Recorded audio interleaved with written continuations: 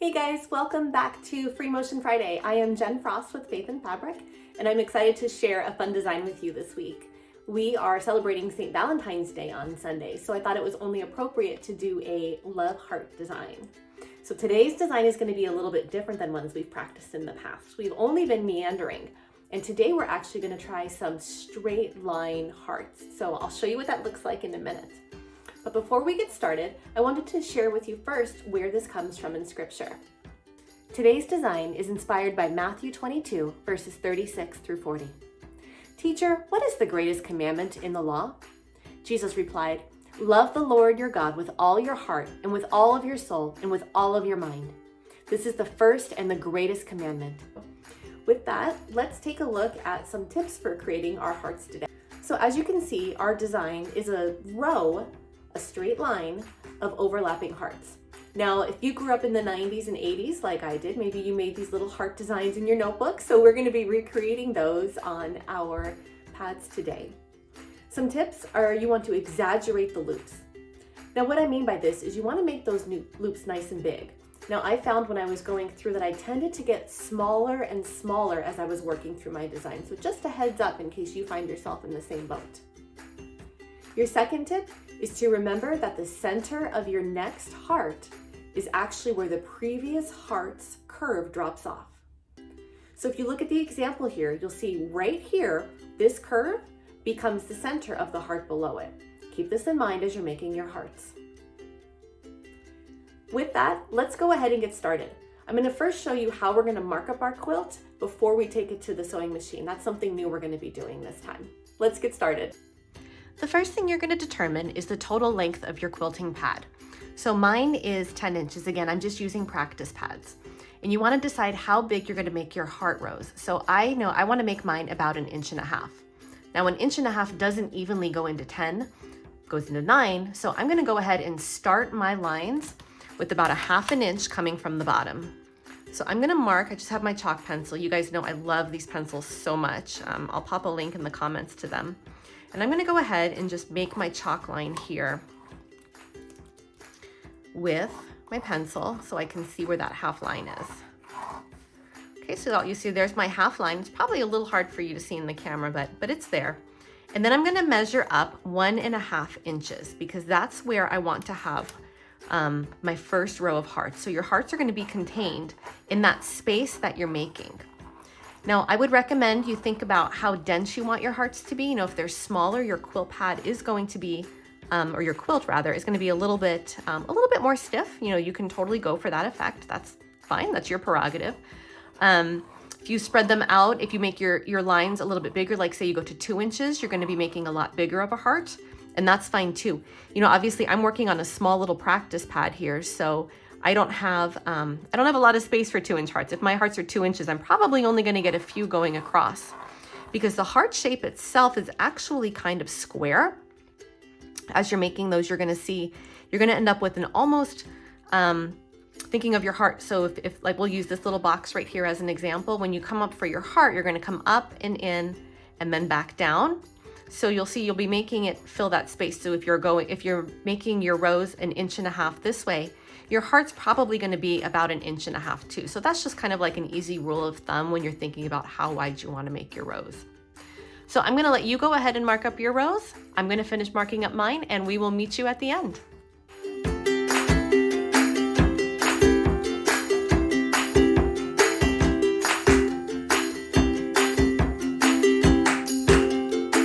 Okay, now as you can see, we've got my fabric here. I've gone ahead and I've already pulled up my bobbin thread, but one thing you can see are we have these nice little perfect 1-inch squares. Now you probably saw in that video how I had made my lines going horizontally, and then I turned my practice pad and I made the lines going in the other direction. And what that gave me are these really nice 1-inch by 1-inch boxes that we can get started in. So to start this pattern, you're going to go to your first box. Again, mine are 1.5 inches by 1.5 inches, and you're going to pull up your bobbin thread in the center bottom line of one of those boxes. And this is going to be the base of your first heart. And then from there, you're just going to be moving to the one side of the box to make your heart, hit the top and come down a little bit, and then you're going to be hitting the other side of the box and coming down. Okay, so let's go ahead and get started here. I'm gonna come up, touch the one side, touch the top, come down, come around, hit that white line, back to where I started, and then I'm going to use that line again because that same line is the center of my next heart. If you remember back to that little practice we looked at in the beginning, that's the benefit of having those lines and thinking about it in terms of where's my center of my quilt.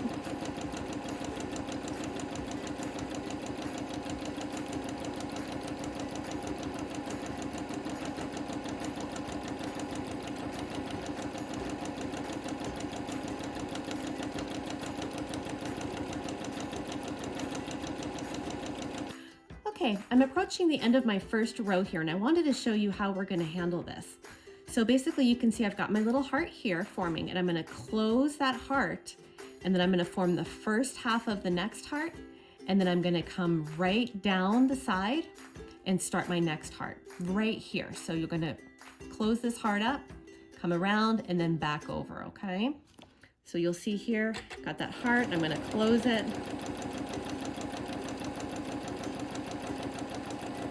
Okay, and now I'm right where I need to be to start my next heart going the opposite direction. Again, these guidelines just make this so easy. You know, I say easy now, wait till we look on the back.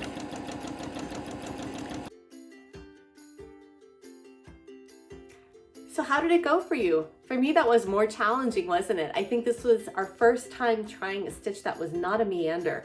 I think maybe like me, you've gotten very comfortable with those meandering stitches where you can really place your needle where you want it to be. Whereas this time, because there were places your needle actually had to be from a predetermined perspective, it was a little bit more challenging. So let's take a look and see how it turned out. Like always, we'll start on the front, which I know is always hard to see, but you can see overall the texture feels very nice. It's a very smooth design. It kind of creates a little bit of that bubble feel we had from the one time we made those loops. I think that was when we did the Emmaus Road design. And you can see the heart. And what's neat about this is because the hearts go in both directions, they go both this way and this way. It makes a really cute repeat. So let's check out the back. Overall, very happy with this one. You can see, I'm gonna start, I think, actually it was this way. This was where I started. This is where I started. There's my bobbin thread. So I came up and I made my hearts, and you can see overall the flow works well. There's a couple spots where it's open or my loops are a little not exactly even, but that's okay. It went well. A few challenges I ran into. I'd be curious if you guys ran into these challenges too. First, it was kind of sometimes hard because of the presser foot that I was using to see the top. When I had to come up with my heart to connect the top here, it's nice to have them touch, but I was overlapping them a little bit because it was kind of hard to see the bottom of this heart that I was connecting to. So I'm curious if you guys had that same issue. One other issue I had was because I was touching my pad a lot, I found that my hands wore off the chalk on the front. So next time I'm probably gonna wear some free motion gloves. You know, I even have a pair and I just didn't pull them out. So that was a good lesson learned. When I have chalk, I'm gonna start wearing the gloves. One thing I did do, you'll see over here, I have 3 start and stops. So I'll hold it this way. So this is where I started, and then I came around and I made my loops, and then I stopped again right here because there was not an easy way for me to get from here to here without having to double stitch. And I didn't want to have to do that. I didn't want to have a line coming through here that you were going to see. So I actually cut my thread on the front, tied it off. I needed to tuck my threads in here. But then I restarted down here, pulled my bobbin thread up, and I started my next row. So my rows actually go in sets of 2. So this row goes to the left, and then it comes back to the right, cut my thread, start all over, to the left, to the right, cut my thread, start all over, to the left, to the right. And so that just made it a lot easier. And I think a lot cleaner overall when I was working on this. I like the design without having that overlapping look. Now in some of the other designs we've created, we purposely created that look. Like when we made those stones, we would go around those stones once or twice for impact.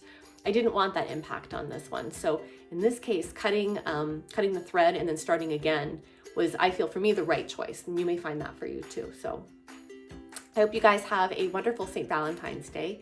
I hope you have fun making your hearts. I hope you have fun and just warmth in your heart knowing that you are a beloved too. And enjoy the rest of your weekend. We'll see you guys next week for our next video. Take care.